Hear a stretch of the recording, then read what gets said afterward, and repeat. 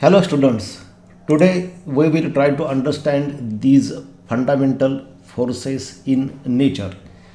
We are studying fourth chapter of 11th physics, which is laws of motion. Today we have to study about these fundamental forces in nature. We are familiar with various forces in nature. See some of examples of forces with which we are familiar. Push or pull. When we push or pull some object, that is a type of force. जेव्हा आपण एखादी वस्तू ढकलतो किंवा ओढतो तेव्हा त्या ठिकाणी आपण फोर्सचा वापर करतो. Spring force. When we compress or elongate the spring, then we apply force on the spring. At the same time, restoring force is developed in the spring. स्प्रिंगला जेव्हा आपण कॉम्प्रेस करतो किंवा इलॉंगेट करतो ताणतो तेव्हा त्या स्प्रिंगमध्ये फोर्स निर्माण होतं. Magnet force. We know that magnet attracts magnetic particles. आपल्याला माहीत आहे की मॅग्नेट आयर्न पार्टिकल्सला अट्रॅक्ट करतो, त्याच्यामध्ये सुद्धा फोर्स असतं. ह्या फोर्सबद्दलसुद्धा आपल्याला माहीत आहे. We know about gravitational force. Whenever mango falls from the tree it always falls on the ground. जेव्हा झाडावरून आंबा खाली पडतो तेव्हा तो नेहमी खालीच पडतो. त्याचं कारण असतं ग्रॅव्हिटेशनल फोर्स, पृथ्वीचं गुरुत्वाकर्षण बल. Muscular force. आपण आपल्या स्नायूचं बल वापरत असतो. फोर्स म्हणजे बल. आपण एखादं काम करतो किंवा आपण आपल्या हाताचा वापर करतो तेव्हा आपण आपलं मस्क्युलर फोर्स वापरत असतो. इलेक्ट्रोस्टॅटिक्स फोर्स किंवा force between two charges. We know that there are two types of electrical charges, positive and negative, and opposite charges attract each other. There is a force of attraction between positive and negative charge. At the same time we know that two like charges repel each other. If there are two positive charges, then there is a force of repulsion between them. If there are two negative charges, they are also like charges, they repel each other. जेव्हा unlike charges असतात म्हणजे एक positive किंवा दुसरा negative, तेव्हा त्यांच्यामध्ये आकर्षण बल असतं, त्यांच्यामध्ये एक फोर्स असतं, अट्रॅक्शन फोर्स असतं.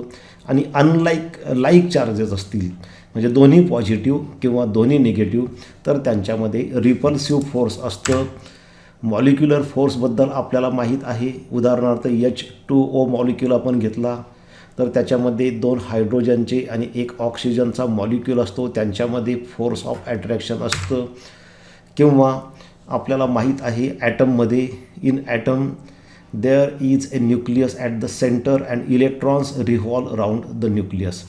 There is a force of attraction between positively charged nucleus and negatively charged electrons. म्हणजे इथं सुद्धा फोर्स असतं.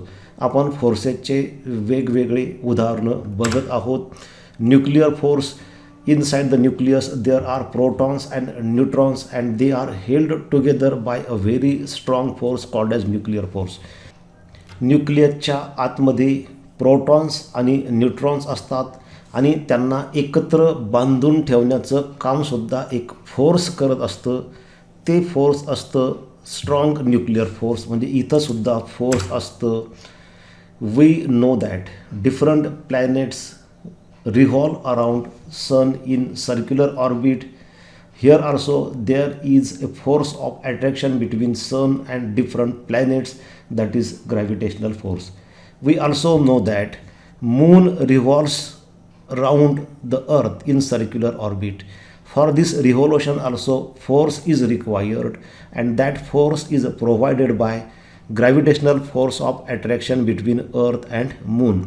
आपल्याला माहीत आहे की चंद्र पृथ्वीभोवती फिरतो. ह्या फिरण्यासाठी सुद्धा एक सेंट्रिपिटल फोर्स लागत असतं आणि हे सेंट्रिपिटल फोर्स आपल्याला कुठून मिळतं तर अर्थ आणि मून यांच्यामध्ये जे ग्रॅव्हिटेशनल फोर्स असतं त्याच्यामधून ते मिळत असतं. म्हणजे इथंसुद्धा एक फोर्स असतं.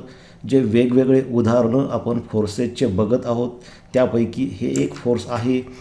फोर्स ऑफ बायन्सी म्हणजे काय तर जेव्हा एखादी वस्तू आपण पाण्यामध्ये बुडवतो तर ते पाणी किंवा ते लिक्विड त्या वस्तूवरती उलट दिशेला अपोजिट डायरेक्शनला एक फोर्स लावतं, त्याला म्हणतात फोर्स ऑफ बायोन्सी. त्याच्यानंतर सरफेस टेन्शन हे सुद्धा एक फोर्स असतं.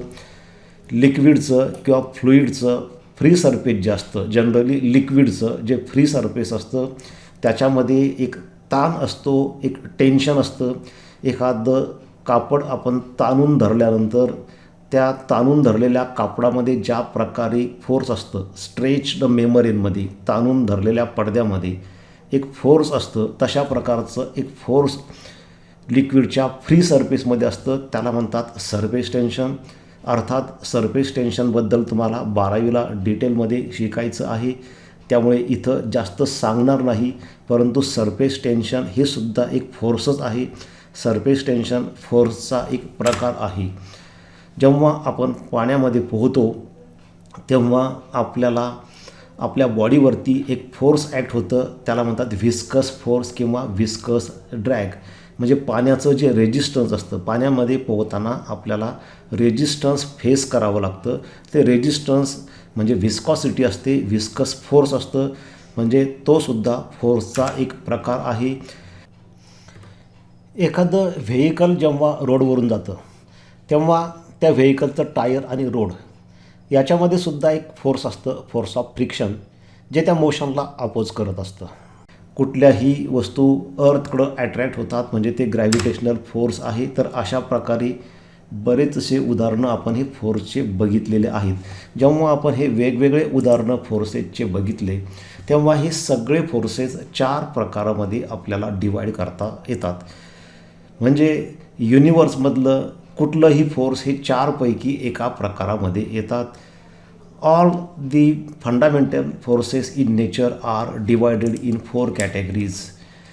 All forces in nature are derived from 4 fundamental forces in nature. These 4 fundamental forces in nature are as follows. कोणते आहेत ते आपण बघू. पण याचा अर्थ काय आहे की आपण आता यापूर्वी हे जेवढे सगळे उदाहरणं फोर्सेसचे पाहिले ते सगळे फोर्सेस या 4 पैकी कुठल्या तरी एका प्रकारामध्ये येतात. म्हणजे जगातले सगळे मूलभूत फोर्सेस जे आहेत, फंडामेंटल फोर्सेस जे आहेत ते 4 प्रकारामध्ये आपण डिवाईड करू शकतो. ते 4 टाईप्स खूप महत्त्वाचे आहेत विद्यार्थी मित्रांनो. कोणते कोणते प्रकार आहेत? First is a gravitational force, second is electromagnetic force, third is strong nuclear force and fourth is weak nuclear force. याचा अर्थ आपण यापूर्वी जे फोर्सेसचे बरेच उदाहरणं पाहिले म्हणजे आपण ॲक्च्युअली खूप थोडे उदाहरणं पाहिलेले आहेत. जगामध्ये असे कितीतरी फोर्सेसचे उदाहरणं आहेत. हे सगळे फोर्सेस ह्या 4 पैकी कोणत्या तरी एखाद्या कॅटेगरीमध्ये बसतात. याच्या व्यतिरिक्त फोर्स नसतं. जे असतं ते स्युडो फोर्स, त्याच्याबद्दल आपल्याला नंतर शिकायचं आहे. पण जे सगळे रिअल फोर्सेस आहेत ते ह्या 4 पैकी कुठल्या तरी एका प्रकारामध्ये येतात. जगातले किंवा विश्वातले सगळे फोर्सेस आपण ह्या 4 प्रकारामध्ये डिवाईड करू शकतो. आणि आता ह्या सगळ्या प्रकारांचा आपण 1 बाय 1 स्टडी करणार आहोत. सगळ्यात पहिल्यांदा ग्रॅव्हिटेशनल फोर्स म्हणजे काय ते आता समजावून घ्या. Gravitational force is the force of mutual attraction between any two objects by virtue of their masses. It is a force of mutual attraction between any two objects by virtue of their masses. याचा अर्थ काय आहे? तर आपल्याला माहीत आहे की प्रत्येक वस्तूला मास असतं. मासला आपण मराठीत वस्तुमान म्हणतो. त्या मासमुळं कुठल्याही 2 वस्तू एकमेकांना नेहमी ॲट्रॅक्ट करत असतात आणि हे ॲट्रॅक्शनच असतं, रिपल्शन नसतं. आणि म्युच्युअल फोर्स ऑफ ॲट्रॅक्शन आहे म्हणजे एकतर्फी नाही. म्हणजे समजा 2 वस्तू एकमेकांच्या जवळ जर आपण ठेवल्या, समजा कल्पना करा की अशा पद्धतीने या ठिकाणी ही एक वस्तू आहे ज्याचं मास आहे m1 and there is a second body having mass m2, then there is a mutual force of attraction. That means this second body will exert a force of attraction on first body. That force is suppose vector F1 We know force is a vector quantity, therefore we have to represent it by this symbol. It has both magnitude as well as direction. म्हणजे दुसरी वस्तू पहिल्या वस्तूला आपल्याकडे ओढते F1 इतक्या फोर्सनी.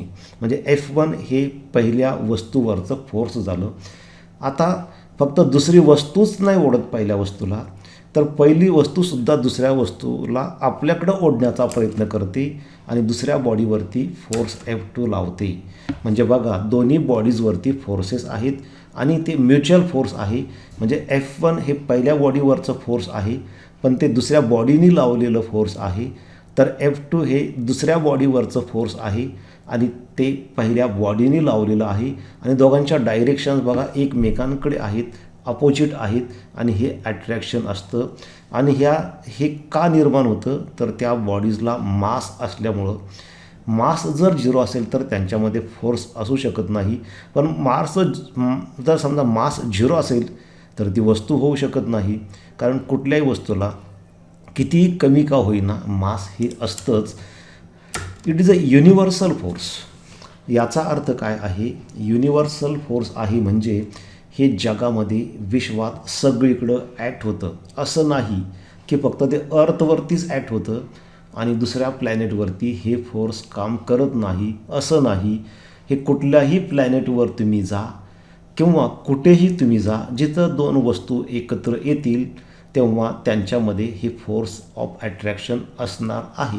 त्यांचा प्रत्यक्ष contact जरी नाही झाला, एकमेकांपासून काही अंतरावर त्या ठेवल्या तरी त्यांच्यामध्ये हे फोर्स असतंच.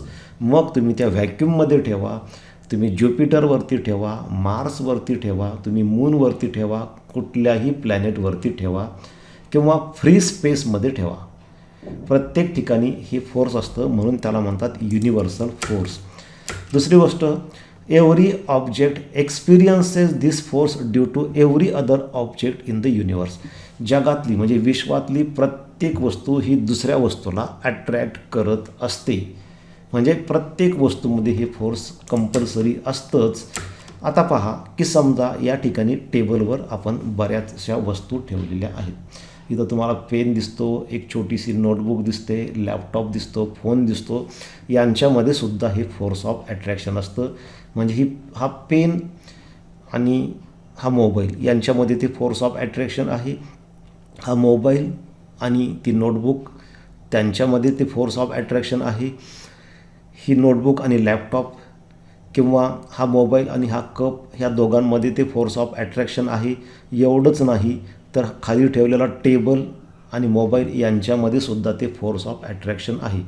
मग आपल्या मनामध्ये एक प्रश्न असा निर्माण होईल की फोर्स लावल्यावर वस्तू ओढली जाते, आपण फोर्स ऑफ अट्रॅक्शन आहे असं म्हणतो. तेव्हा मग हा मोबाईल त्याच्याजवळ हा पेन ठेवला आहे, तर पेन इकडे अट्रॅक्ट का होत नाही ग्रॅव्हिटेशनल फोर्समुळे, तर याचं कारण असं आहे की हे ग्रॅव्हिटेशनल फोर्स हे खूप वीक असतं आणि ते पेनला ओढण्या इतकं स्ट्रॉंग नसतं. म्हणजे कसं असतं की एक व्यक्ती फोर्स लावू शकते, पण याचा अर्थ असा नाही की समजा एखादी ट्रेन रेल्वे ट्रॅकवरती उभी आहे आणि त्या व्यक्तीने फोर्स लावलं म्हणून ट्रेन जागेवरून हलेल असं होत नाही, कारण त्यासाठी जास्त फोर्स लागतं. तसंच ह्या पेनला ह्या मोबाईलकडं ओढण्यासाठी जे फोर्स लागतं तेवढं या ठिकाणी नसतं. या उलट हे दोन्ही पेन आणि मोबाईल किंवा ह्या सगळ्याच वस्तू अर्थच्या ग्रॅव्हिटेशनल फोर्सनी खाली ओढून धरलेल्या आहेत. ते अर्थचं ग्रॅव्हिटेशनल फोर्स हे खूप स्ट्रॉंग आहे ह्या दोन वस्तूंमध्ये असलेल्या फोर्सच्या तुलनेमध्ये. त्यामुळे ह्या दोन वस्तू आपली जागा सोडू शकत नाही, कारण त्यांना एकमेकांकडे ओढण्यासाठी हे ग्रॅव्हिटेशनल फोर्स तेवढं स्ट्रॉंग नसतं. मग आता हे ग्रॅव्हिटेशनल फोर्स कसं मोजायचं, कसं काढायचं, दोन वस्तूमध्ये किती न्यूटन ग्रॅव्हिटेशनल फोर्स आहे हे कसं काढणार, तर त्यासाठी आता एक लॉ आहे आणि तो लॉ खूप महत्त्वाचा आहे. तो आहे न्यूटन्स लॉ ऑफ ग्रॅव्हिटेशन. खूप सोपा आहे, समजावून घ्या. The gravitational force of attraction between two bodies is directly proportional to the product of the masses of the two bodies and inversely proportional to the square of distance between them. Mathematically, that can be written as F is directly proportional to m1 m2 upon r square and here we have written one constant g. म्हणजे Newton's law of gravitation काय सांगतो तर दोन बॉडीमध्ये समजा दोन वस्तू असतील, त्या बॉडीचं मास, एका वस्तूचं मास m1 दुसऱ्या वस्तूचं मास m2, त्यांच्यामध्ये डिस्टन्स r असेल तर त्या एकमेकांना अट्रॅक्ट करतील. दुसरी बॉडी पहिल्या बॉडीवरती फोर्स लावेल F1, पहिली बॉडी दुसऱ्या बॉडीवरती फोर्स लावेल F2, परंतु हे दोन्ही फोर्सेस इक्वल असतील इन मॅग्निट्यूड आणि ती मॅग्निट्यूड या फॉर्म्युल्याने दिलेली आहे. हा आहे Newton's law of gravitation. This force is directly proportional to product of their masses. म्हणजे दोन बॉडीचं जे मास असेल, त्यांचे जे मासेस असतील, त्यांचा जो प्रॉडक्ट असेल तो जेवढा जास्त तेवढं त्यांच्यामधलं फोर्स जास्त. And inversely proportional to square of distance between them. Inversely proportional आहे म्हणजे दोघांमधलं डिस्टन्स जेवढं जास्त तेवढं फोर्स कमी आणि जेवढं डिस्टन्स कमी तेवढं फोर्स जास्त.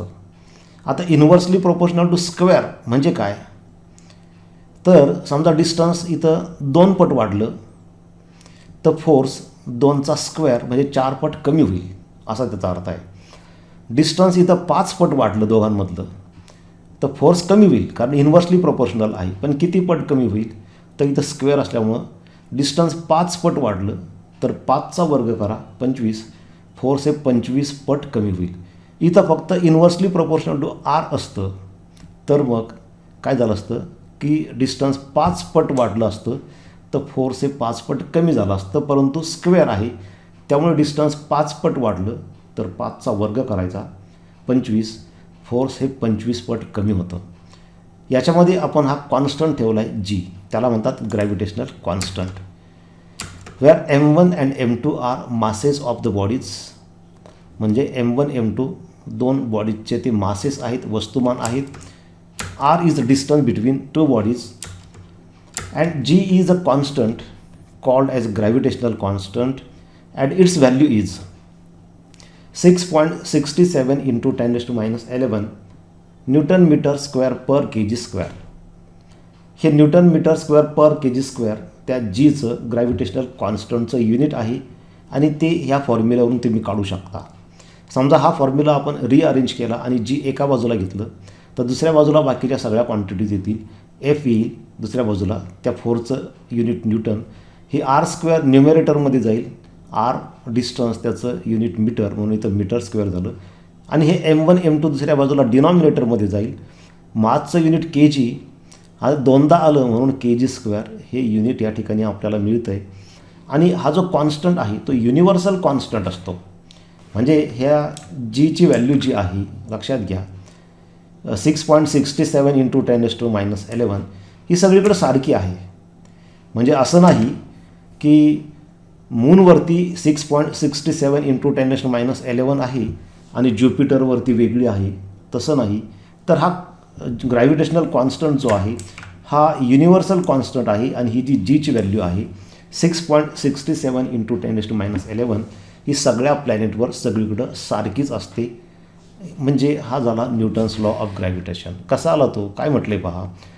The gravitational force of attraction between two bodies is directly proportional to product of masses of two bodies and inversely proportional to square of distance between them. दोघांमधलं डिस्टन्स त्याच्या डिस्टन्सच्या स्क्वेअरला inversely proportional आहे. म्हणजे आता उदाहरणार्थ की समजा पहिल्या बॉडीचं मास 4 आहे, पहिल्या बॉडीचं मास समजा 4 आहे आणि दुसऱ्या बॉडीचं मास समजा 6 आहे, तर इंटू 6 करा. 4 into 6 किती होतं तर प्रॉडक्ट येतो 24. आता त्याच बॉडी समजा तेच डिस्टन्स आपण ठेवलं, लक्षात घ्या. समजा दोघांमधलं डिस्टन्स 1 मीटर आहे. पहिल्या बॉडीचं मास 4 kg, दुसऱ्याचं 6 kg, दोघांचा प्रॉडक्ट m1 m2 आला 24. आता दोन बॉडीज आपण घेतलं, डिस्टन्स तेच ठेवलं, परंतु पहिल्या बॉडीचं मास आपण घेतलं समजा 5 आणि दुसऱ्या बॉडीचं सुद्धा मास घेतलं आपण 5. म्हणजे आता m1 m2 दोघांचा प्रॉडक्ट किती येईल तर दोघांचा प्रॉडक्ट येईल 25, 5 into 5. म्हणजे बघा डिस्टन्स आपण तेच ठेवलं. आधी दोन वस्तू आपण घेतल्या होत्या, एका बॉडीचं मास 4 होतं, दुसऱ्याचं 6 होतं, प्रॉडक्ट 24 होता. आता दुसऱ्या बॉडी घेतल्या, डिस्टन्स तेच ठेवलं, पण दोन वस्तूचं मास 5 आणि 5 आहे, दोघांचा प्रॉडक्ट 25 आहे. तर या ठिकाणी बघा प्रॉडक्ट जास्त कुठं आहे, तर प्रॉडक्ट या ठिकाणी जास्त आहे दुसऱ्या केसमध्ये 25. म्हणजे इथं फोर्स जास्त ॲक्ट होईल. म्हणजे दोन 5-5 किलोच्या वस्तू 1 मीटरवर ठेवल्या तर त्यांच्यामध्ये जे फोर्स असेल ते जास्त असेल यापेक्षा जेव्हा तुम्ही एक वस्तू 4 किलो आणि दुसरी 6 किलोची घेता आणि 1 मीटर अंतरावर ठेवता, तेव्हा त्यावेळेस जे फोर्स असेल त्याच्यापेक्षा 5 किलो वस्तूमधलं फोर्स हे जास्त असेल. म्हणजे प्रॉडक्ट जेवढा जास्त असेल तेवढं त्या ठिकाणी फोर्स हे जास्त असतं. आता समजा आपण काय केलं की वस्तू त्याच ठेवल्या, ही 5 किलोची आणि ही 5 किलोची, मास आपण बदललं नाही. दोघांमधलं डिस्टन्स समजा आर आपण घेतलं आधी 1 मीटर आणि त्यावेळेस समजा फोर्स होतं 100 न्यूटन, दोन बॉडीमध्ये फोर्स होतं 100 न्यूटन फोर्स होतं असं गृहीत धरा. नंतर काय केलं आपण, वस्तू त्याच ठेवल्या 5-5 किलोच्या, पण आपण या ठिकाणी आता डिस्टन्स वाढवलं आणि डिस्टन्स आपण समजा केलं 2 मीटर. म्हणजे बॉडीज त्याच आहेत 5-5 किलोच्या, आधी त्यांच्यामध्ये 1 मीटर अंतर होतं तेव्हा 100 न्यूटन फोर्स होतं. आता त्याच वस्तू त्यांच्यामधलं अंतर आपण 2 मीटर केलं तर फोर्स किती होईल, तर न्यूटन्स लॉ ऑफ ग्रॅव्हिटेशन काय सांगतो, inversely proportional to square of distance. मग आता तुम्ही डिस्टन्स 1 मीटरचं 2 मीटर केलं, किती पट वाढवलं, तर डबल वाढवलं. आता या ठिकाणी स्क्वेअर असल्यामुळं इथं डबलचा स्क्वेअर किती, 4, तर फोर्स हे 4 पट कमी होईल. म्हणजे मग फोर्स नंतरचं फोर्स किती होईल, तर 100/4 ते असेल 25 न्यूटन. म्हणजे सेकंड केसमध्ये जे फोर्स असेल ते 25 न्यूटन असेल. म्हणजे बघा जेव्हा तुम्ही 5-5 किलोच्या दोन वस्तू 1 मीटर अंतरावर ठेवता तेव्हा त्यांच्यामधलं फोर्स असतं 100 न्यूटन आणि त्याच 5-5 किलोच्या दोन वस्तू जेव्हा तुम्ही 2 मीटर अंतरावर ठेवता तेव्हा त्यांच्यामधलं फोर्स होतं 25 न्यूटन. तर अशा पद्धतीने हा झाला न्यूटन्स लॉ ऑफ ग्रॅव्हिटेशन. दोन बॉडीमधलं फोर्स कशावर डिपेंड असतं, तर ते डिपेंड असतं त्या दोन बॉडीच्या मासेसचा प्रॉडक्ट किती, M1 M2, म्हणजे दोघांचे जे मासेस आहेत त्यांचा गुणाकार किती, जेवढा तो प्रॉडक्ट जास्त तेवढं फोर्स जास्त. आणि दुसरी गोष्ट कशावर डिपेंड असतं, तर ह्या दोन बॉडीमधलं जे डिस्टन्स असतं, समजा ह्या सेंटर टू सेंटर हे जे डिस्टन्स आहे R असेल तर त्याच्यावरती ते डिपेंड असतं आणि ते inversely proportional to square of distance असतं. म्हणजे जेवढं डिस्टन्स जास्त असतं तेवढं फोर्स हे कमी असतं. Now we will see some important points related with this gravitational force. म्हणजे काही प्रॉपर्टीज आपण बघू, काही महत्त्वाचे मुद्दे ग्रॅव्हिटेशनल फोर्सशी संबंधित आता आपण बघू. Gravity acts over long distances though with diminishing magnitude and does not need any intervening medium. याचा अर्थ काय होतो की ग्रॅव्हिटी जी असते ती कितीही डिस्टन्स जास्त असलं दोन बॉडीजमधलं, अगदी म्हणजे दोन बॉडीज इथं जवळजवळ असल्या, समजा एक बॉडी इथं आहे आणि दुसरी बॉडी इथं आहे, यांच्यामध्येही ते काम करतं. आणि त्याच वेळी समजा दोन बॉडीज, एक बॉडी एकदम इथं या कोपऱ्याला आणि दुसरी बॉडी कुठंतरी खूप लांब हजारो किलोमीटरवर, लाखो किलोमीटरवर आहे, प्रत्येक ठिकाणी ते फोर्स काम करतं आणि त्यांच्यामध्ये त्यांच्यामध्ये मीडियम नसलं तरीसुद्धा ते काम करतं. त्यांच्यामध्ये कुठलं मीडियम पाहिजे अशी काही आवश्यकता नाही. फक्त फरक एवढाच पडतो की त्या दोन बॉडीज जवळ असल्यानंतर ते फोर्स हे खूप स्ट्रॉंग असतं आणि जेव्हा त्या दोन बॉडीज एकमेकांपासून खूप दूर जातात आणि त्या बॉडीजमधलं हे डिस्टन्स जेवढं जास्त असतं तेवढी त्याची मॅग्निट्यूड डिमिनिशिंग, म्हणजे इतकी कमी कमी होत जाते की ती जवळजवळ 0 होत जाते. हा एक पहिला मुद्दा आहे किंवा पहिली प्रॉपर्टी आहे असं आपण म्हणू. Compared to other fundamental forces gravity is the weakest force in nature. म्हणजे आपण जे 4 प्रकार पाहिले बघा फंडामेंटल फोर्सेसचे सुरुवातीला. पहिलं आहे ग्रॅव्हिटेशनल फोर्स, दुसरं आहे इलेक्ट्रोमॅग्नेटिक फोर्स, तिसरं आहे स्ट्रॉंग न्यूक्लिअर फोर्स आणि चौथं आहे वीक न्यूक्लिअर फोर्स. तर चारीमध्ये सगळ्यात दुबळं फोर्स म्हणजे विकेस्ट फोर्स कोणता असेल तर ते आहे हे ग्रॅव्हिटेशनल फोर्स. सगळ्यात वीक फोर्स हे ग्रॅव्हिटेशनल फोर्स जे आहे that is weakest force in nature, म्हणजे त्याची मॅग्निट्यूड खूप कमी असते. Structure of universe is govern by this force, म्हणजे आपल्याला माहिती आहे की युनिवर्स म्हटल्यानंतर त्याच्यामध्ये अनेक स्टार्स असतात, प्लॅनेट्स असतात, गॅलेक्सीज असतात. तर याचं सगळं स्ट्रक्चर जे असतं ना ते ग्रॅव्हिटेशनल फोर्सवर ठरत असतं. आपल्याला माहीत आहे की आपली सोलर सिस्टीम आपण विचारात घेतली तर त्याच्यामध्ये एक सूर्य असतो आणि त्याच्यामध्ये त्या सूर्याभोवती अनेक प्लॅनेट वेगवेगळ्या ऑर्बिटमध्ये फिरत असतात. ही एक रचना असते, म्हणजे विश्वाची रचना, म्हणजे स्ट्रक्चर ऑफ युनिवर्स जे म्हटलं या ठिकाणी की ह्या विश्वाची रचना कशावर ठरते तर ते ग्रॅव्हिटेशनल फोर्स ठरवतं. म्हणजे चंद्र पृथ्वीभोवती फिरतो तेव्हा तो कोणत्या ऑर्बिटमध्ये फिरेल, कसा फिरेल, किती अंतरावर फिरेल, पृथ्वीपासून दुसरा आणखी एखादा प्लॅनेट किती अंतरावर असेल किंवा दोन प्लॅनेटमधलं डिस्टन्स किती असेल, एकंदरीत जी रचना आहे विश्वाची ती ह्या दोन प्लॅनेटमधल्या किंवा वेगवेगळ्या प्लॅनेट्समधल्या स्टार्समधल्या ग्रॅव्हिटेशनल फोर्सवर डिपेंड असते, असा त्याचा अर्थ आहे. म्हणजे ग्रॅव्हिटेशनल फोर्स हे विश्वाची रचना ठरवतं. त्यानंतर gravity governs the motion of moon and artificial satellites around the earth, motion of the planets around the sun and motion of the bodies falling on the earth. आपल्याला माहीत आहे की पृथ्वीभोवती चंद्र फिरतो तेव्हा हे चंद्र फिरण्याची ही जी गती नियंत्रित किंवा गव्हर्न करण्याचं काम जर कोण करत असेल तर हा मून आणि अर्थ यांच्यामध्ये जे ग्रॅव्हिटेशनल फोर्स असतं ते करत असतं. किंवा सूर्याभोवती वेगवेगळे प्लॅनेट सर्क्युलर ऑर्बिटमध्ये फिरतात किंवा इलेप्टिकल ऑर्बिटमध्ये फिरतात, तर ही मोशन गव्हर्न करण्याचं काम, त्याच्यावर नियंत्रण ठेवण्याचं काम हे ग्रॅव्हिटेशनल फोर्स करत असतं. तर हे काही त्या संबंधातले मुद्दे आहेत ग्रॅव्हिटेशनल फोर्सशी संबंधित. वेट ऑफ ए बॉडी म्हणजे काय ते आता आपण समजावून घेऊ. वेट म्हणजे मराठीत त्याला आपण वजन म्हणतो. विद्यार्थी मित्रांनो, बऱ्याच वेळेस आपण म्हणताना असं म्हणतो की माझं वजन 60 किलो आहे किंवा माझं वजन 70 किलो आहे, तर ते फिजिक्सच्या दृष्टिकोनातून आपण चुकीचं बोलत असतो. वेट आणि मास याच्यामध्ये डिफरन्स आहे, वजन आणि वस्तुमान याच्यामध्ये फरक आहे. आपण जेव्हा म्हणतो की माझं वजन हे 60 किलो आहे तेव्हा ते तुमचं वजन नसतं, ते तुमचं वस्तुमान असतं, ते तुमचं वेट नसतं, ते तुमचं मास असतं. काय फरक आहे मास आणि वेटमध्ये? वेट म्हणजे काय असतं नेमकं, मग जरा समजावून घ्या. जेव्हा आपण म्हणतो की माझं वेट 60 किलो आहे तर ते तुमचं वेट नाही, तुमचं मास आहे, तुमचं वस्तुमान आहे. मग त्या 60 किलोवरून तुमचं वजन कसं काढायचं ते आता आपण समजावून घेऊ.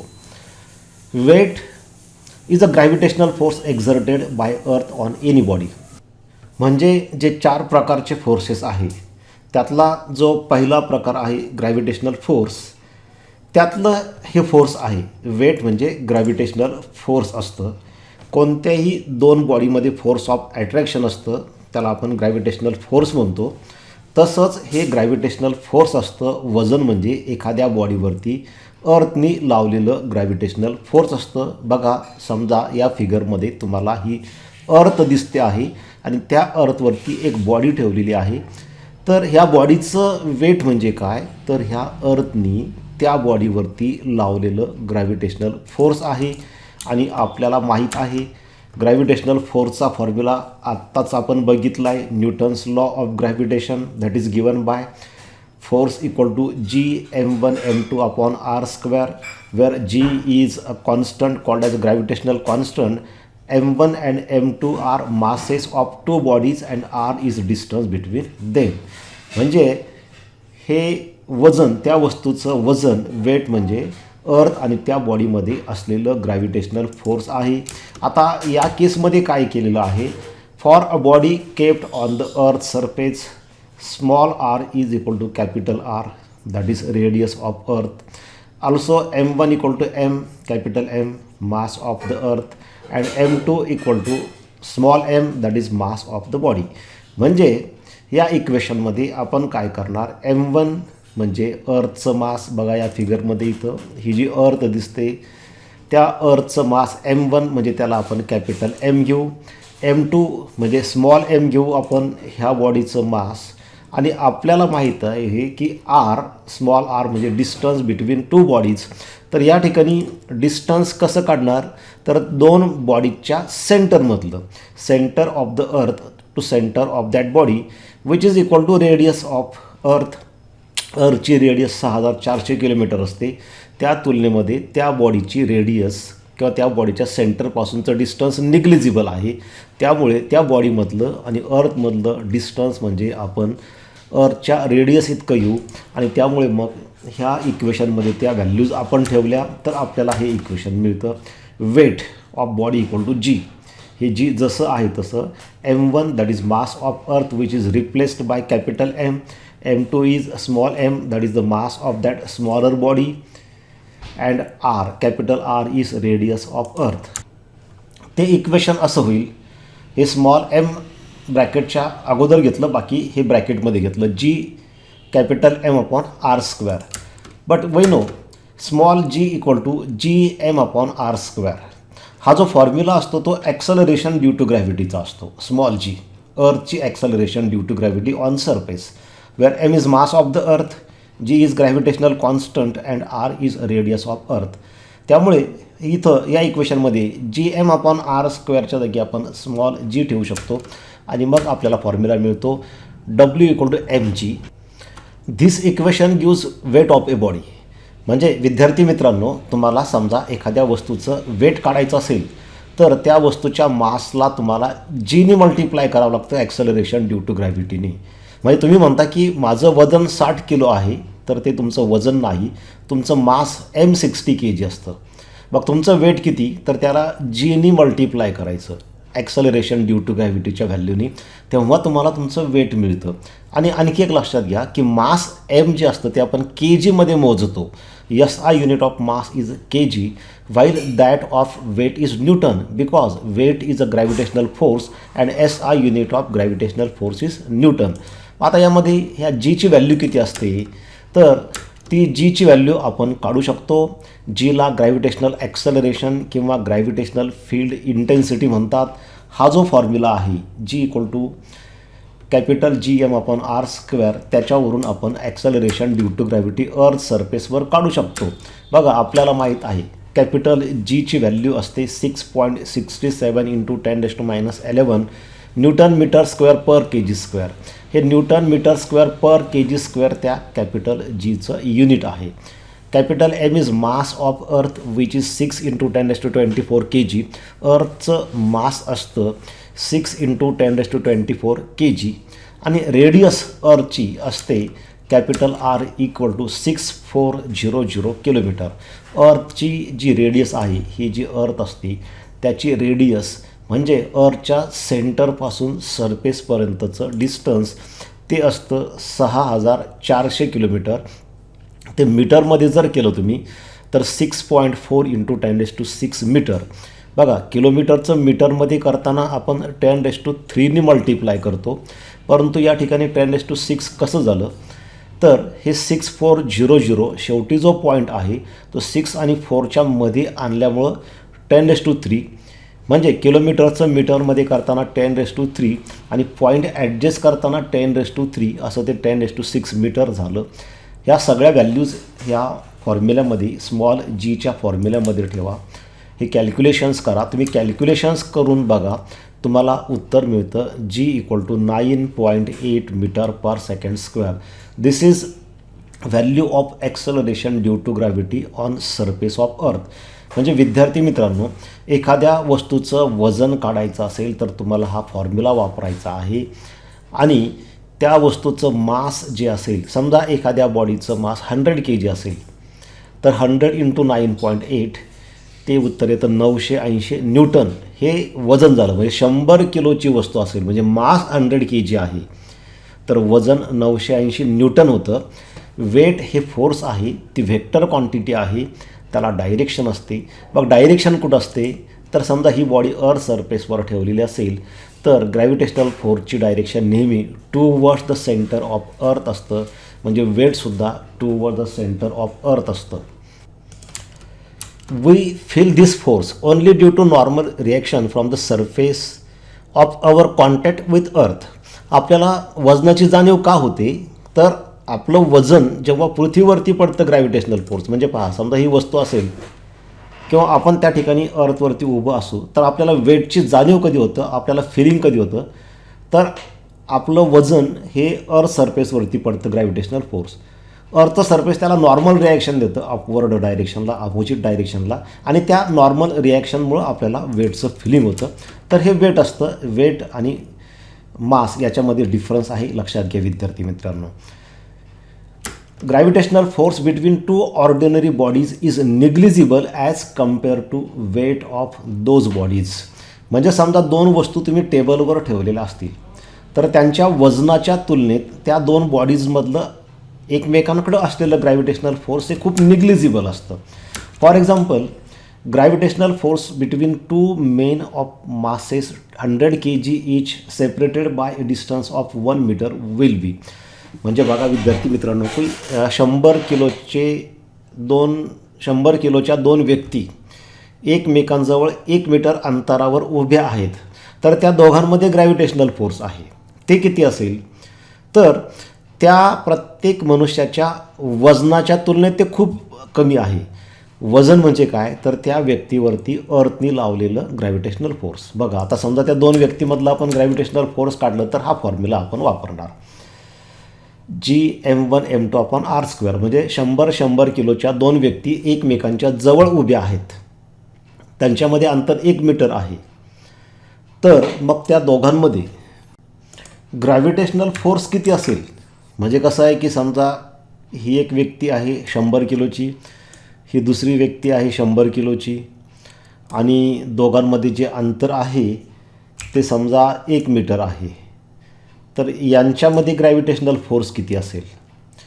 आणि ह्या दोघांवरती अर्थचं जे ग्रॅव्हिटेशनल फोर्स असेल, म्हणजे त्या प्रत्येकाचं वेट किती असेल, याचं वेट किती असेल, याचं वेट किती असेल. तर आपल्याला असं सिद्ध करायचं आहे की ह्या दोघांमधलं जे ग्रॅव्हिटेशनल फोर्स आहे, ते ग्रॅव्हिटेशनल फोर्स त्या प्रत्येक व्यक्तीच्या वजनाच्या तुलनेमध्ये खूप कमी आहे, खूप निग्लिजिबल आहे. दोघांमधलं ग्रॅव्हिटेशनल फोर्स काढण्यासाठी यामध्ये व्हॅल्यूज ठेवा. आपल्याला माहिती आहे जीची व्हॅल्यू 6.67 × 10⁻11, आणि दोघांचंही मास 100 kg आहे. M1 M2 आपण 100 ठेवलं. दोघांमधलं डिस्टन्स 1 मीटर. हे सोडवा. हे जर सोडवलं तर F म्हणजे दोघांमधलं ग्रॅव्हिटेशनल फोर्स, त्याची व्हॅल्यू आपल्याला मिळते 6.67 × 10⁻7 न्यूटन. न्यूटन हे फोर्सचं युनिट असतं. त्यालाच आपण असं 66.7 × 10⁻6 न्यूटन असं लिहू शकतो, पॉईंट ॲडजस्ट केला. आता 10⁻6 म्हणजे त्याची व्हॅल्यू असते मायक्रो, म्हणजे दोन व्यक्तींमधलं जे फोर्स होईल ते होईल 66.7 मायक्रो न्यूटन. म्हणजे खूप कमी आलं, मायक्रोमध्ये आलं. 100 किलोच्या व्यक्ती एकमेकांजवळ उभ्या आहेत 1 मीटर अंतरावर, तेव्हा न्यूटनच्या नियमाप्रमाणे त्यांच्यामध्ये जे ग्रॅव्हिटेशनल फोर्स असतं, न्यूटनच्या या फॉर्म्युल्याने दिलेलं, ते येतं 66.7 मायक्रो न्यूटन. आता त्या प्रत्येक व्यक्तीचं वेट आपण काढू. Weight is given by W = M × G. M म्हणजे त्या व्यक्तीचं मास 100, जीची व्हॅल्यू 9.8, मल्टिप्लिकेशन केलं तर 980 न्यूटन हे वेट येतं. हे वेटसुद्धा ग्रॅव्हिटेशनल फोर्स आहे, परंतु हे अर्थचं आहे. म्हणजे आपण हे जे पहिलं फोर्स काढलं या ठिकाणी, हे फोर्स काय आहे इथं आपण काढलेलं, तर ते आपण काढलेलं आहे दोघांमधलं ग्रॅव्हिटेशनल फोर्स. दोन व्यक्तींमधलं ग्रॅव्हिटेशनल फोर्स, 100 किलोच्या दोन व्यक्ती, त्यांच्यामध्ये जे अट्रॅक्शन फोर्स असेल ते झालं 66.7 न्यूटन. आणि इथं हे जे आपण 980 न्यूटन काढलं, हे काय आहे, तर त्या प्रत्येक व्यक्तीचं वजन, म्हणजे अर्थनी त्या व्यक्तीवर लावलेलं ग्रॅव्हिटेशनल फोर्स. आता जर तुम्ही कम्पेअर केलं तर प्रत्येक व्यक्तीचं वजन, दोघांचं पण, प्रत्येकाचं वजन 980 न्यूटन हे त्या दोघांमधल्या ग्रॅव्हिटेशनल फोर्सच्या तुलनेत कितीतरी पटीनं जास्त आहे. This weight is 14.69 × 10⁶ time stronger than gravitational force between them. म्हणजे हे जे त्या प्रत्येक व्यक्तीचं वजन आहे, हे 14.69 इंटू 10⁶ टाइम्स स्ट्रॉंगर म्हणजे ग्रेटर आहे. दोघांमधलं जे ग्रॅव्हिटेशनल फोर्स असणार आहे, ह्या ज्या दोन व्यक्ती असणार आहेत पहा, या ठिकाणी ही एक 100 किलोची व्यक्ती आणि या ठिकाणी एक 100 किलोची व्यक्ती एकमेकांपासून 1 मीटर अंतरावरती दोघांमधलं डिस्टन्स आहे.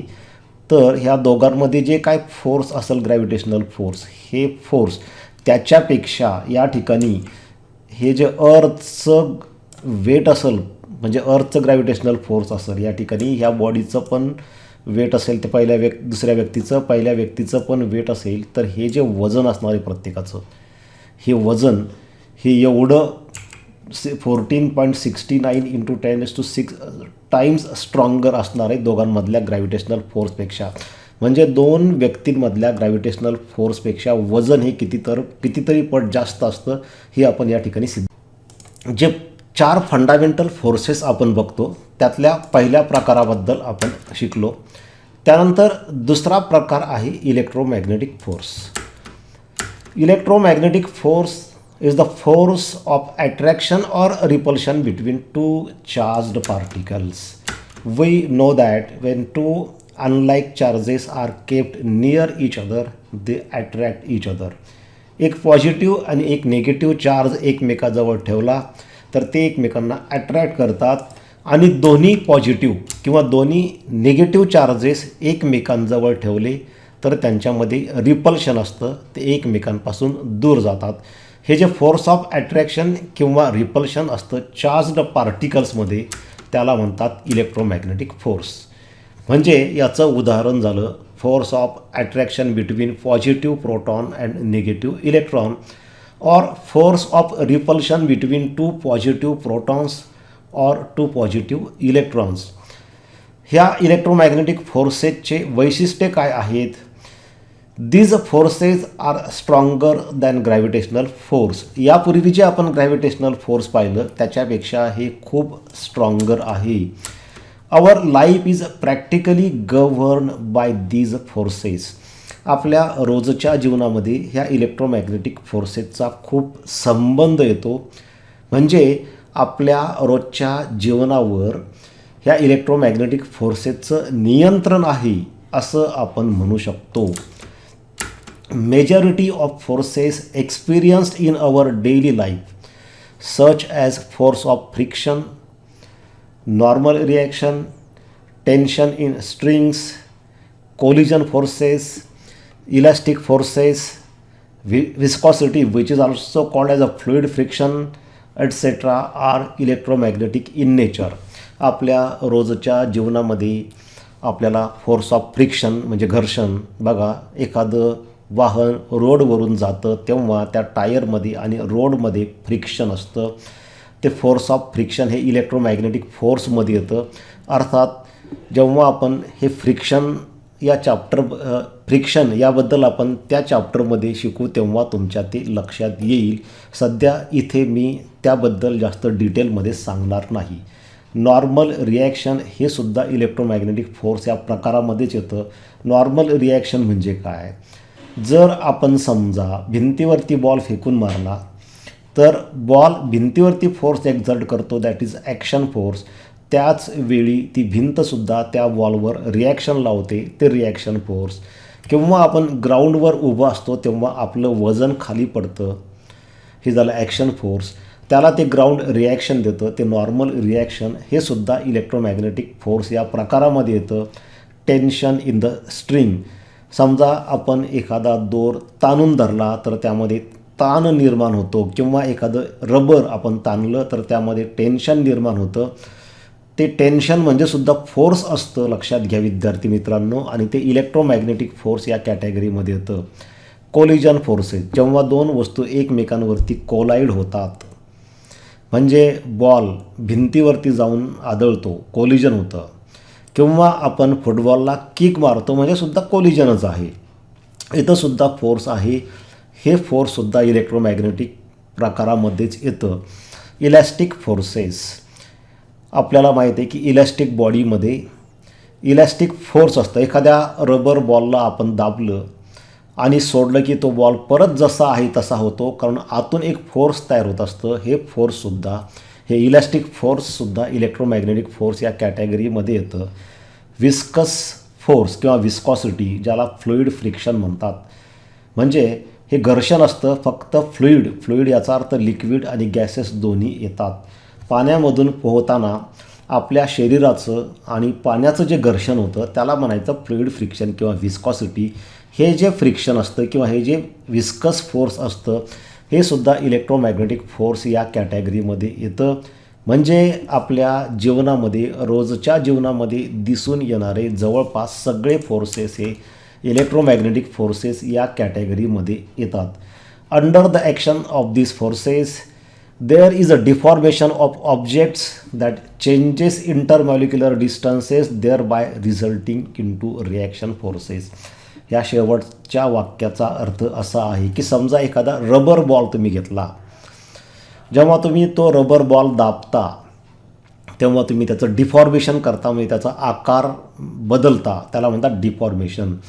तेव्हा तुम्ही बाहेरून फोर्स लावता, हाताने त्या बॉलला दाबता, तेव्हा त्याच्या आतमध्ये एक फोर्स तयार होतं, कारण आतले इंटरमॉलिक्युलर डिस्टन्सेस बदलतात, त्याच्या आतून एक अपोजिट डायरेक्शनला फोर्स तयार होतं. आणि आपण जेव्हा मग हात काढतो तेव्हा त्या आतल्या फोर्सेसमुळे तो बॉल परत जसा आहे तसा होतो. हे जे फोर्सेस असतात हे इलेक्ट्रोमॅग्नेटिक कॅटेगरीमध्ये असतात. ते आतमध्ये तयार झालेले रिॲक्शन फोर्सेस असतात, त्यांना रिस्टोअरिंग फोर्सेस म्हणतात. त्याच्यामुळे तो बॉल परत आपला शेप रिस्टोअर करतो.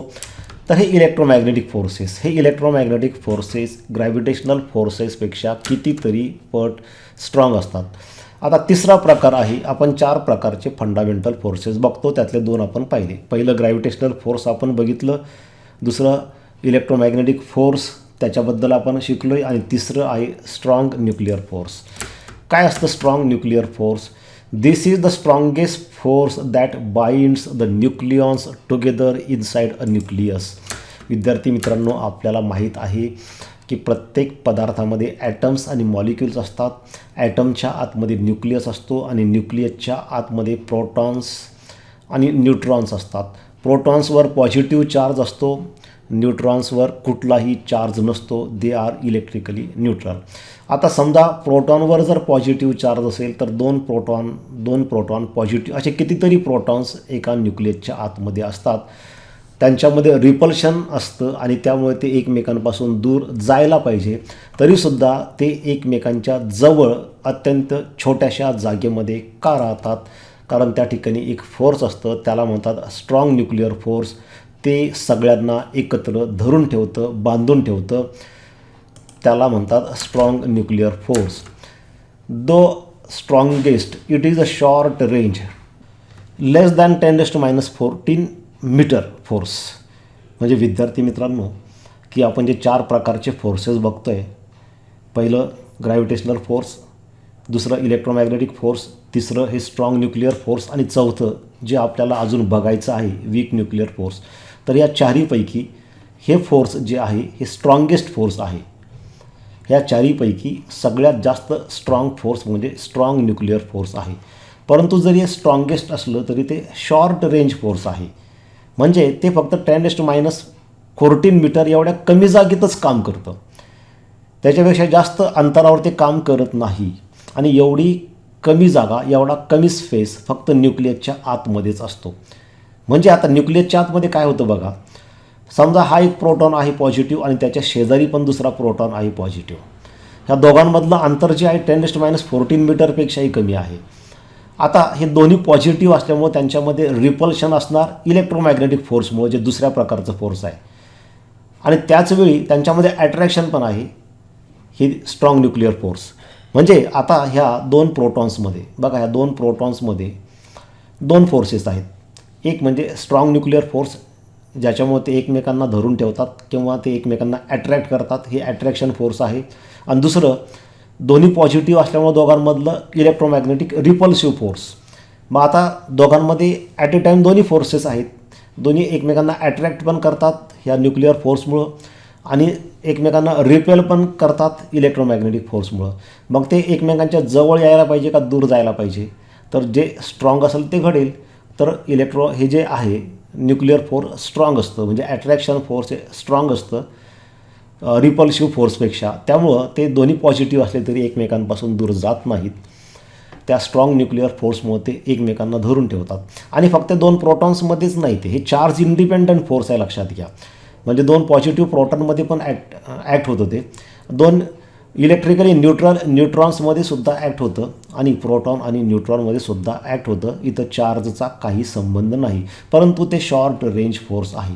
ह्या दोघांमधलं अंतर, 2 पॉझिटिव्ह प्रोटॉनमधलं अंतर 10⁻14 मीटरपेक्षा जास्त झालं, म्हणजे 2 प्रोटॉन न्यूक्लियसच्या बाहेर आले की त्यांच्यामधलं अंतर 10⁻14 मीटरपेक्षा जास्त होईल, तेव्हा हे शॉर्ट रेंज फोर्स जे आहे, स्ट्रॉंग न्यूक्लिअर फोर्स, ते काम करणार नाही, ते एकमेकांना अट्रॅक्ट करणार नाही. मग त्या ठिकाणी इलेक्ट्रोमॅग्नेटिक फोर्स हे स्ट्रॉंग ठरेल आणि त्या इलेक्ट्रोमॅग्नेटिक फोर्समुळं ते 2 प्रोटॉन्स एकमेकांपासून दूर जातील.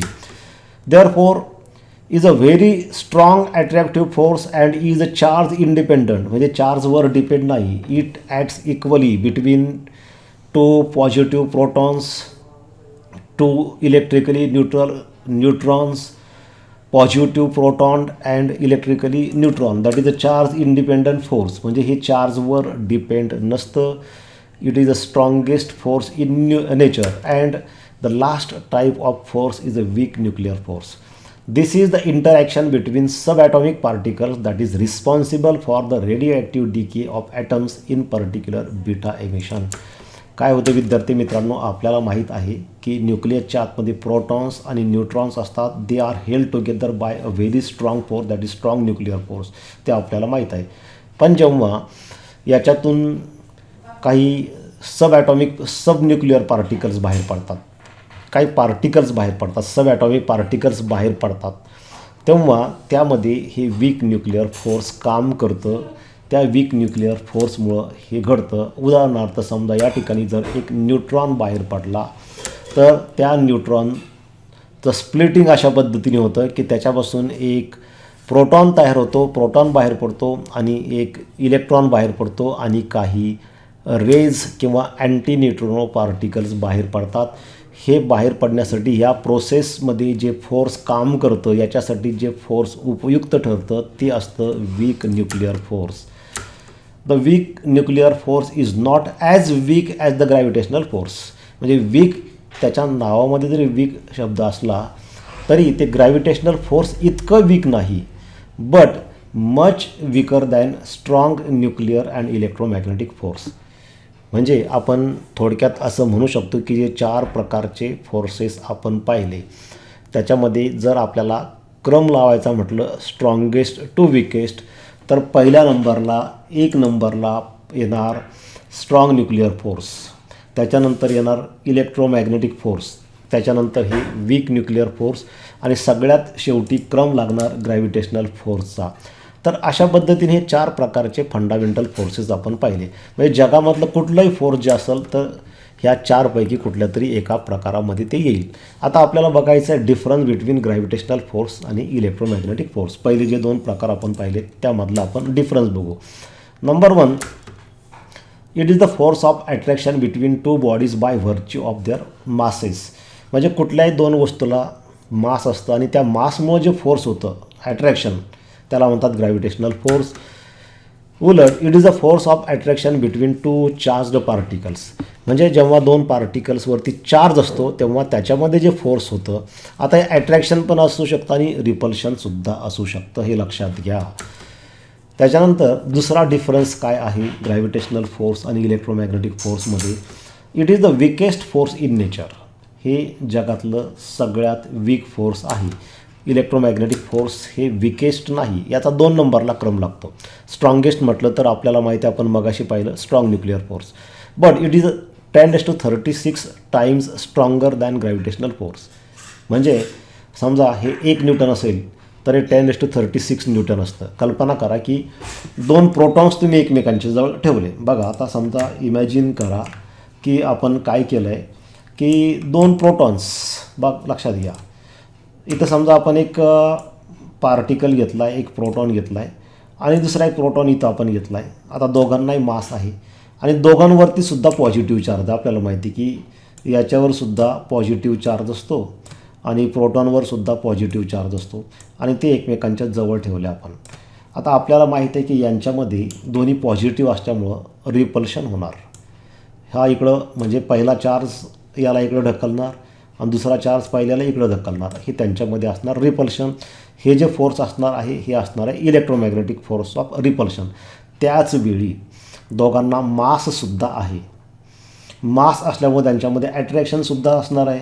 आता अट्रॅक्शन समजा हा दुसरा प्रोटॉन काय करेल, पहिल्याला आपल्याकडे इकडं ओढेल आणि पहिला प्रोटॉन काय करेल, दुसऱ्याला आपल्याकडे इकडं ओढेल. म्हणजे दोघांमध्ये अट्रॅक्शन पण आहे. मग आता मग दोघं एकमेकांकडे येतील म्हणजे जवळ येतील म्हणजे दोघांमधलं डिस्टन्स कमी होईल का दोघांमधलं डिस्टन्स वाढेल. तर हे जे रेड कलरमध्ये दाखवलं ते अट्रॅक्शन फोर्स आहे, ते ग्रॅव्हिटेशनल फोर्स आहे. हे पहिल्या प्रकारचं फोर्स आहे ग्रॅव्हिटेशनल. आणि जे ब्ल्यू कलरमध्ये दाखवलं आपण ते जे आहे ते इलेक्ट्रोमॅग्नेटिक फोर्स रिपल्शन फोर्स आहे. म्हणजे ब्ल्यू कलरमधलं फोर्स रिपल्सिव्ह फोर्स आहे आणि रेड कलरमध्ये अट्रॅक्शन आहे. दोघांमध्ये ॲट अ टाईम दोन्ही फोर्सेस आहेत, अट्रॅक्शनसुद्धा आहे आणि रिपल्शनसुद्धा आहे. मग यातलं स्ट्रॉंगर कोणतं, तर हे जे ब्ल्यू कलरमध्ये रिपल्सिव्ह फोर्स आहे ते स्ट्रॉंगर आहे. आणि ते किती पट स्ट्रॉंगर आहे तर 10⁻36 टाइम्स स्ट्रॉंगर आहे. म्हणजे ह्या दोघांमध्ये जर ग्रॅव्हिटेशनल फोर्स जे मासमुळं तयार झालेलं आहे ते 1 न्यूटन असेल तर रिपल्सिव्ह फोर्स 10⁻36 न्यूटन असेल. म्हणजे ते दोन्ही चार्जेस एकमेकांपासून दूर जातील कारण ग्रॅव्हिटेशनल फोर्स हे नेग्लिजिबल असेल.